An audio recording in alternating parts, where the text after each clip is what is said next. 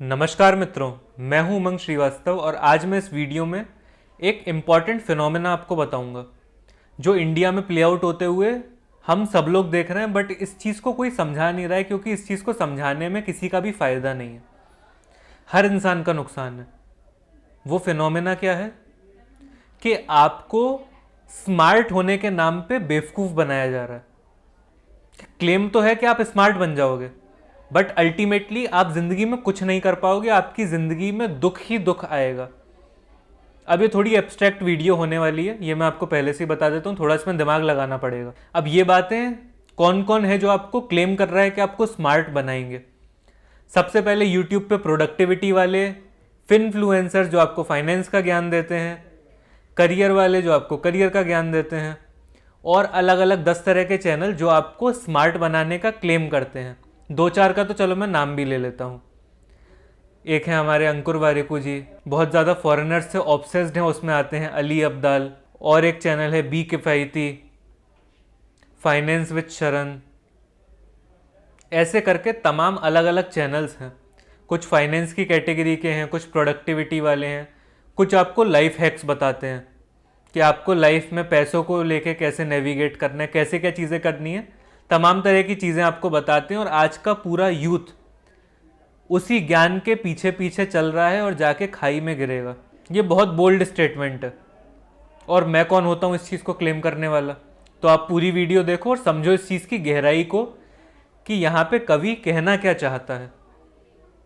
और अगर आपके पास थोड़ा भी दिमाग होगा तो आपको ये वाली बात समझ में आ जाएगी कि जिस रास्ते पे आप चल के जा रहे हो उस रास्ते को इतना ग्लैमराइज कर दिया है, बट वो ग्लैमर केवल यहां तक है, इसके आगे खाई है। यहां पे सब आपको चमकता हुआ दिखेगा, बट ये लोग आपकी आत्मा चूस के चले जाएंगे। तो जनरली जो इनका ज्ञान है वो विदेश का ज्ञान है, वहां का उठाया हुआ, और विदेश में है कैपिटलिस्ट मॉडल ऑफ इकोनॉमी, यानी कि वहां पे कैपिटलिज्म चलता है। तो अब उस कैपिटलिज्म के साथ कुछ समस्या नहीं है, बट वो इंडिया के स्ट्रक्चर में एज इट इज फिट नहीं होता है। ये मेरा कंसल्टेशन का एक्सपीरियंस और मेरी लाइफ का भी बहुत बड़ा एक्सपीरियंस है कि वो वाली चीज़ जो विदेश में आपको सिखाई जा रही है वो इंडिया के कॉन्टेक्स्ट में फिट नहीं होती है। अब जिलेट है, जिलेट ने सबसे पहले रेजर्स बनाए, उन्होंने अपने रेजर्स को इंडिया में लॉन्च किया।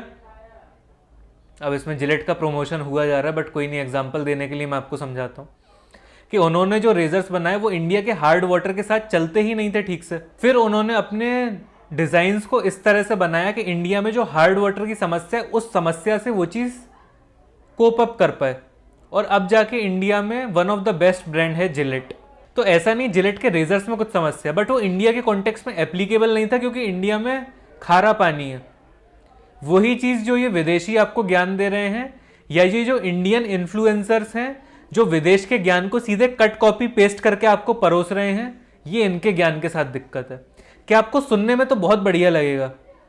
जिलेट का रेजर जो ऐड आता है उसमें देखने में आपको ऐसा लगता है कि क्या शानदार चीज़ है ये, बट आप जब उसे लेके आते उस टाइम पे तो आपको लगता है कि यार इससे अच्छा तो मैं पड़ोस के नाई से जाके उस तरह से शेविंग करवा लूँ। तो यही दिक्कत है कि ज्ञान आपको सुनने में तो बहुत अच्छा लग रहा है, बट उससे आपकी ज़िंदगी कहीं पहुँच नहीं रही है। तो सबसे पहले हम आते हैं प्रोडक्टिविटी वालों पे। सबका मैं आपको बताऊंगा जो जो आपकी लाइफ में इंपॉर्टेंट है। पहले प्रोडक्टिविटी वाले।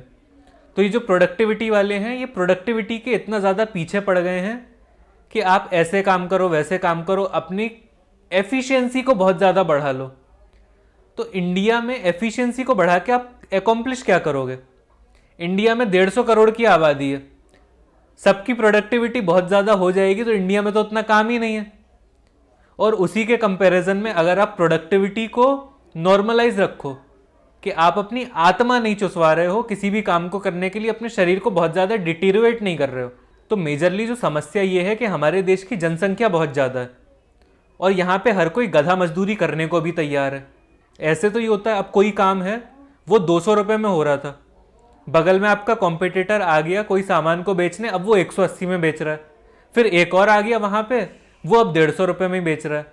तो चीज़ों के रेट कम होते जाते हैं।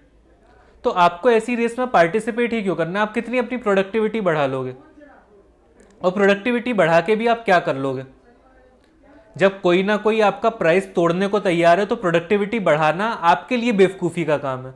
इससे अच्छा आप ऐसी कोई नीश देखो जिस नीश में केवल आपका दबदबा हो और आप उसमें मनचाहा चार्ज कर सको। जब तक वो मोनोपोली आपके पास नहीं आएगी तब तक आप कितनी भी अपनी प्रोडक्टिविटी बढ़ा लो, वो प्रोडक्टिविटी केवल गधा मजदूरी के ही बराबर है। अब हम बात करते हैं फाइनेंस वाले जो इन्फ्लुएंसर हैं।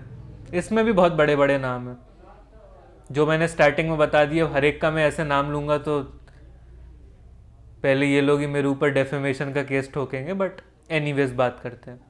ये लोग आपको क्या सिखाते हैं, आपको 2-2 रुपए के लिए मरना कैसे। जो बड़े यूट्यूबर्स हैं, 1-1 मिलियन जिनके सब्सक्राइबर्स हैं, वो लोग क्या बताते हैं आपको, आप स्टारबक्स मत जाओ। स्टारबक्स में आपने एक जो कॉफ़ी का कैन खरीदा, वो एक्सेल जो खेलते हैं ना, एक आपने ये कॉफ़ी ली है। अब इस कॉफ़ी को अगर आप नहीं पीते और आप इस पैसे से SIP करते तो 20 साल में आपकी ये कॉफ़ी से आप ये महल खरीद लेते।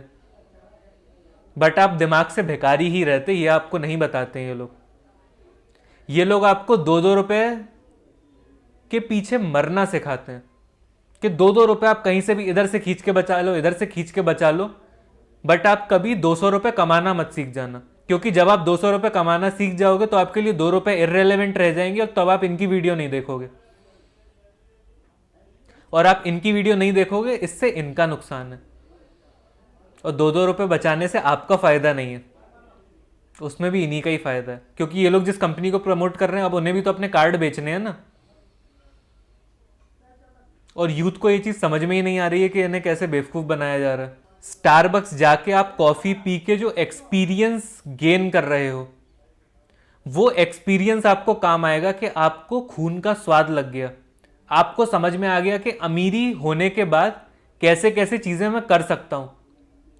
और अब वही खून का स्वाद और आपको शिकार करने के पीछे मोटिवेट करेगा। तो ये लोग बस आपको उस चीज से वंचित कर देंगे कि दुनिया में जितने भी लोग स्टारबक्स में कॉफी पीने जा रहे हैं सब बेवकूफ हैं, तुम इस पैसे को SIP में डाल लो, तुम होशियार बन गए, तुम ज्ञानी बन गए। ऐसे नहीं होता। फिर वही लोग जब ये सब सेल आती है कि अमेजोन पे ये सेल आ रही है, वो सेल आ रही है, अब उसमें बताते हैं कि तुम आईफोन जो है ये इतना सस्ता आ रहा है, तुम ये खरीद सकते हो, ये इसमें ऐसी डील है वैसी डील है, जो सारी भी डील्स का भी माहौल चल रहा है देश में। तो समस्या यही है कि ये लोग आपको हर तरफ से केवल लूटने का ही कर रहे हैं। अब इससे तो मैं पढ़ाई छोड़ दूं, मैं पढ़ूं ही नहीं। जितना मेरी पढ़ाई में पैसा लगा वो सारा जब मैं पैदा हुआ था तो मेरे घर वाले उसकी SIP खोल देते, तो अभी 20 साल का मैं हो गया, 20 साल की इनकी कंपाउंडिंग, एक्सेल के हिसाब से मैं तो करोड़पति होता। फिर तो मुझे कुछ करने की ही जरूरत नहीं है ना जिंदगी में। इतना मैंने पढ़ाई पे भी क्यों पैसा बर्बाद किया, नहीं करता।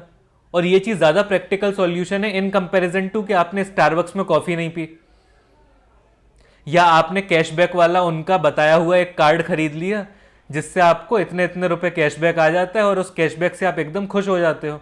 मतलब आप ऑडेसिटी देखो इस चीज की कि कोई इंसान आपको एक्सेल पे बता रहा है कि वो महीने के 3 लाख रुपए खर्च करता है और 1 साल में उसके पास 14,000 रुपए कैशबैक आ जाता है। अब जो इंसान महीने के 3 लाख रुपए खर्च कर रहा है वो भी क्रेडिट कार्ड से, तो समझ लो एटलीस्ट उसकी जो इनकम टैक्स के बाद वाली है वो 36 लाख पर एनम है। तो मोटा मोटा लगभग वो 50 लाख रुपए तो कमा रहा होगा। और वो क्रेडिट कार्ड से अगर ये 36 लाख रुपए खर्च कर रहा है, तो जो इंसान 50 लाख रुपए साल का कमा रहा है वो इस 14,000 रुपए के पीछे आपको मरना सिखा रहा है। आपकी मानसिकता खराब कर रहे हैं ये लोग, और कुछ नहीं है।